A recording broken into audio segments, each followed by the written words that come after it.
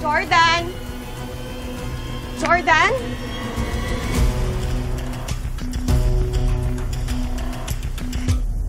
Malito, Jordan. I'm not a dirty secret na kailangan mo itago. I am your wife. Pero nag-usap na tayo. Ang sabi mo may tiwala ka sa akin. Ako na nga kakausap eh. Anong ginagawa mo? O bakit mo ko sinisigawan? Bakit hindi ka naman ganyan dati ha? Ano, dahil ba kay Christy yan? Magtatapat naman ako sa kanya eh. Sasabihin ko sa kanya totoo, dapat kakausapin ko na siya kaso bigla kang dumating. I'm sorry. Sorry kung nasira ko yung plano mo. Pero you can't blame me, Han. Natatakot lang naman ako eh. Natatakot ako na baka agawin ka sa akin ni Christy. Hindi ko kaya pag nangyari yon.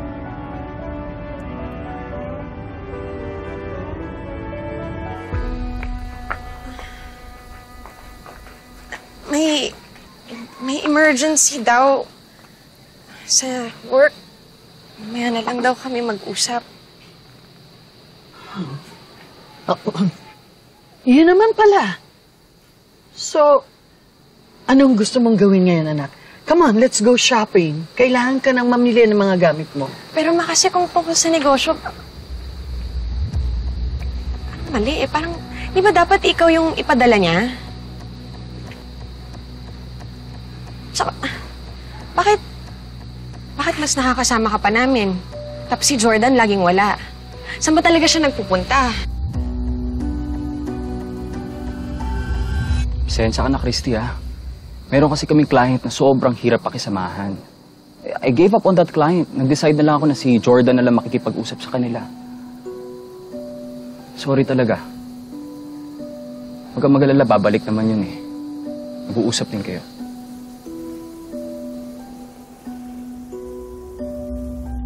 Sumunod si Christy sa'yo sa labas pero hindi ka niya naabutan. Dumating kasi kanina si Shira sa labas ng bahay niyo. Ha?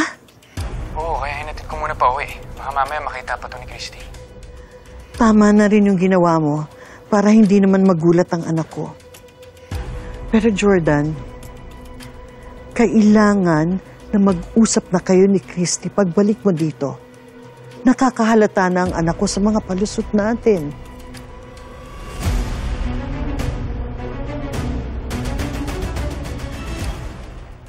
Jeff, dito ka na kumain. Nakahain na eh. Ay, hindi na ho, tita. Okay lang. Magsasabaw kay Jordan sa trabaho.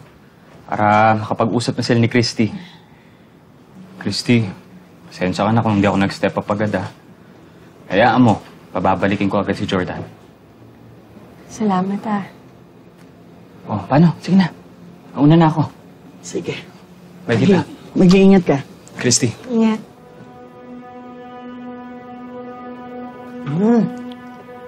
Let's eat. Man, nakakahiya kay Jeff. I really didn't mean to imply na hindi siya nagtatrabaho. It's just, gulong-gulo lang po talaga ako ngayon. It's okay, anak. We understand. Pero I still want to apologize. I'm sorry kung ang bilis kong magalit. Palagi na lang akong nagiging confrontational tungkol sa mga bagay-bagay. Kailangan ko na kasing ma-realize na wala na ako sa kuta. Nakauwi na ako. Safe, nandito na ako sa mga taong mapagkakatiwalaan ko. Hindi ako sasaktan tulad niyo, di ba, Ma?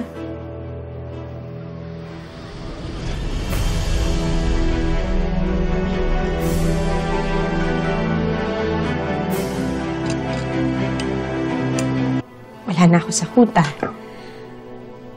Nakauwi na ako. Safe, nandito na ako sa mga taong mapagkakatiwalaan ko. Hindi ako sasaktan tulad niyo, di ba, Ma?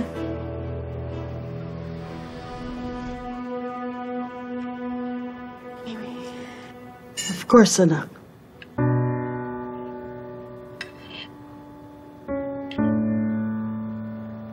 But I want you to remember that as your mother, my decision is always in your best interest.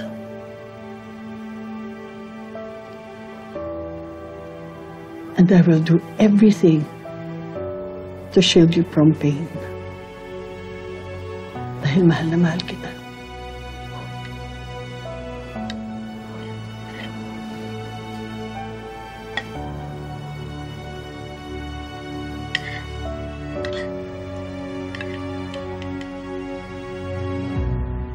Tatanong na si Christy.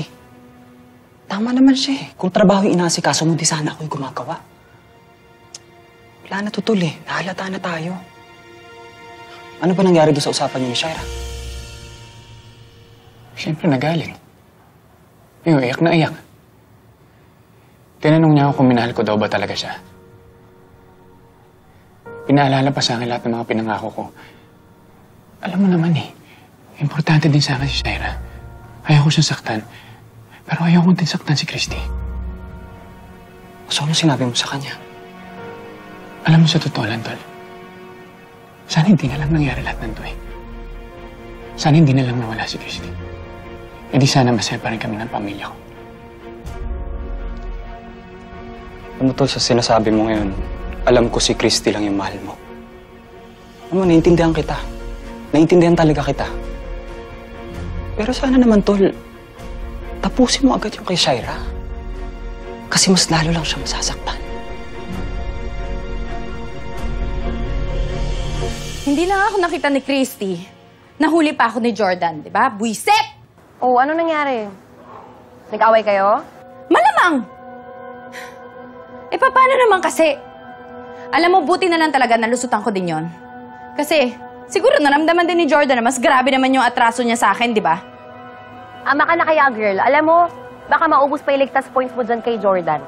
Ba't kasi hindi mo na lang hintayin yung pinag-usapan yung natuparin niya? Hindi. Parang hindi na pwede mangyari yan, Leslie. Parang pakiramdam ko, dehado ako pag si Jordan pa yung unang gumalaw sa amin. May naiisip akong bagong plano.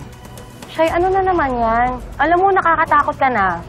Kailangan ko lang protektahan kung ano yung sa akin, Leslie. Kailangan na malaman ng Christine yan na sa akin lang si Jordan. Kailangan na namin magkita.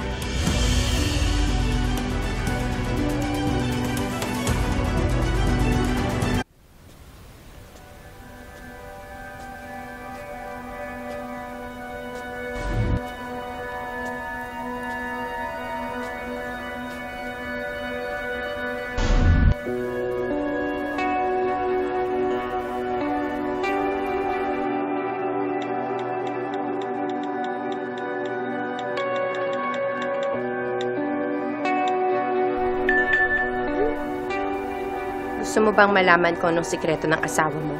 Si Jordan Manansala.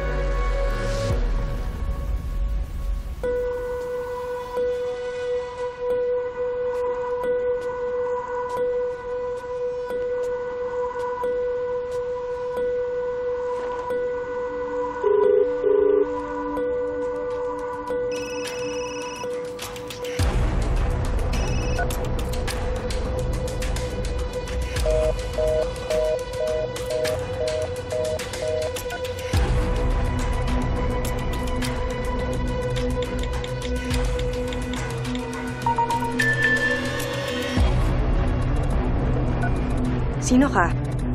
How did you get my number? Bakit ayaw mo makipag-usap?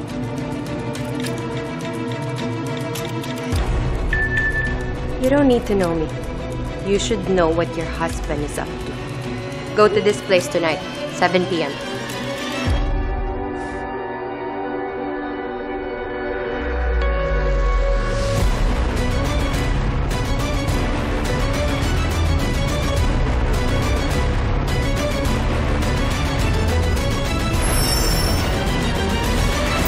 Kailangan natin mag-usap. Huwag na dito. Nagpa-reserve na ako ng table natin sa favorite restaurant natin. Meldy, nakita mo ba si Christy? Wala po. Ako lang po pag-isa dito sa kusina kami. May emergency lang. Can you promise me na sa akin ka pa rin uuwi at the end of the day? Please, hon. Promise me.